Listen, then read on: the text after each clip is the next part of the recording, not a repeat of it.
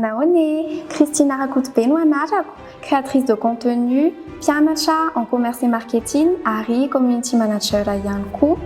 Efa hatramin'ny mbola kely ana dia niana tamin'ny sehatra zavakanto aho, izany hoe nianatra teatra, nanao kabary, dia noho izany dia toy ny nandeha ho azy tamiko no nanohy asa sy fianarana tao anatin'ireo sehatra ireo. Salama daholo, vola tila ny anarako mianatra eny Ankatso dia sady manao stagiaire amin'ny entreprise télécom anankiray dia mbola mianatra ihany koa amin'ny resaky ny tontolon'ny fahasalamana. Ny antony nahatonga nanao nisafidy an'ireo parcours anankitelo eto dia pour relever le défi hoe afaka manao zavatra be dia be en même temps fa tsy voatery hoe iray ihany.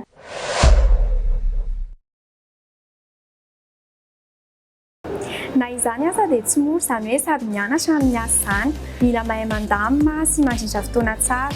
Ho ahy manokana izao dia mampiasa ilay application hoe Notion, ao no asiko ny to-do list, ny calendrier de révision, ny calendrier éditorial sy ny hevitra rehetrarehetra izay mandalo ato an-tsaiko mba tsy hananako hitondra bloc-notes, post-it, agenda eny rehetra eny. Mahakasika ny tontolo andro indray fomba handaminako anazy maraina mandeha mianatra eny Ankatso dia ny après-midi mandeha manao stage dia ny pendant ny week-end na indraindray amin'ny alina mandeha makany amin'ny CSB na ny cabinet médical manao ny tontolon'ny sage-femme.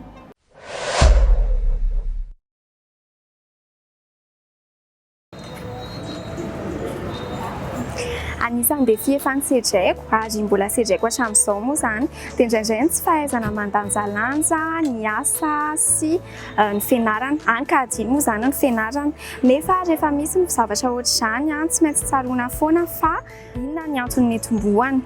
Tiako ny création de contenu ary passionako izy io nefa koa tiako ny mianatra arak'ilay fomba fiteny hoe ny fianarana ny lova tsara indrindra dia fantatro fa manana tanjona tiako tratrarina dia ataoko daholo izay hatratrarana ireo tanjony ireo. Mahakasika ny motivationko indray mba te haleo tena miresaka ara-bola sy ny zavatra tokony ilaiko eo amin'ny fiainako dia mba hitenenana amin'ny fiarahamonina malagasy koa hoe afaka manao zavatra be dia be ny vehivavy fa tsy voatery hoe ny lehilahy foana ny afaka manao zavatra be dia be en même temps.